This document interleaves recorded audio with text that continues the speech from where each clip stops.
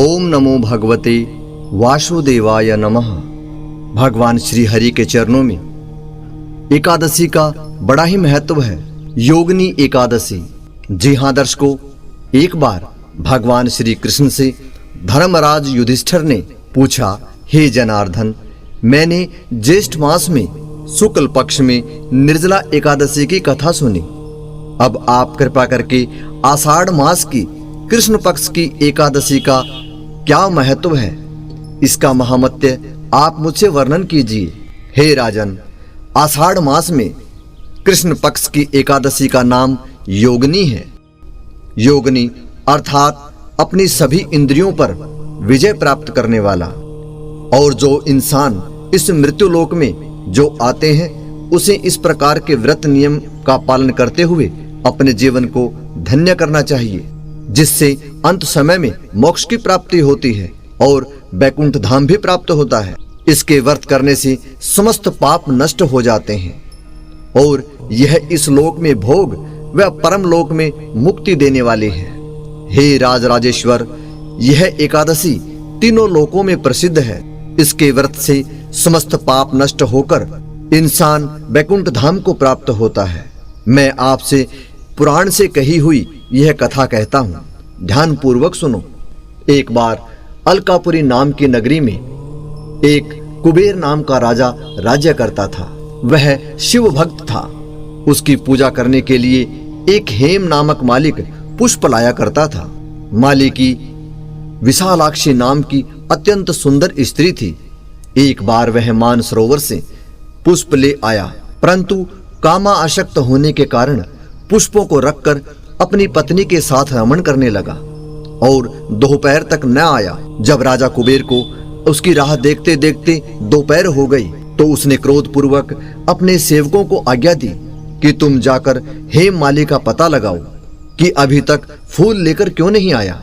जब यक्षों ने उसका पता लगा लिया, तो वह कुबेर के पास आकर कहने लगे, हे राजन, वह माली अभी तक अपनी स्त्री के साथ भ्रमण कर रहा है। यक्षों की इस बात को सुनकर कुबेर ने हेम माली को बुलाने की आज्ञा दी। हेम माली राजा कुबेर के सम्मुख डर से कांपता हुआ उपस्थित हुआ। उसको देखकर राजा कुबेर को अत्यंत क्रोध आया और उसके होठ फड़फड़ाने लगे। उसने कहा, हे पापी, हे महानीच कामी, तूने मेरे परम पूजनीय ईश्वरों के ईश्वर भगवान शिव जी का अपमान किया है, उनका अनादर किया है। इसलिए मैं तुम्हें शाप देता हूं कि तू स्त्री वियोग भोगेगा और मृत्युलोक में जाकर कोढ़ी होगा। कुबेर के इस प्रकार के श्राप से वह उसी क्षण हेम माली स्वर्ग से पृथ्वी पर गिरा और कोढ़ी हो गया।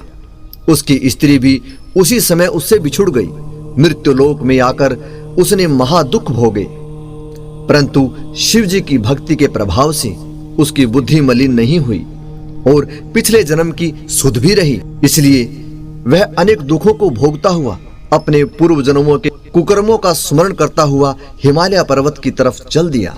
वहां चलते चलते मार्कंडेय ऋषि के आश्रम में पहुंचा। वे ऋषि अत्यंत वृद्ध तथा तपशाली थे। वे दूसरे ब्रह्मा के समान प्रतीत हो रहे थे। उनका आश्रम ब्रह्मा की सभा के समान शोभा दे रहा था। उनको देखकर हेम वाली वहां आया और उनको प्रणाम करके उनके चरणों में गिर पड़ा। हे राजन, उसको देखकर मार्कंडेय ऋषि बोले कि तूने कौन से ऐसे खोटे कर्म किए हैं जिससे तू कोढ़ी हुआ। तो वो बोला, हे मुनि, मैं कुबेर राजा का सेवक था।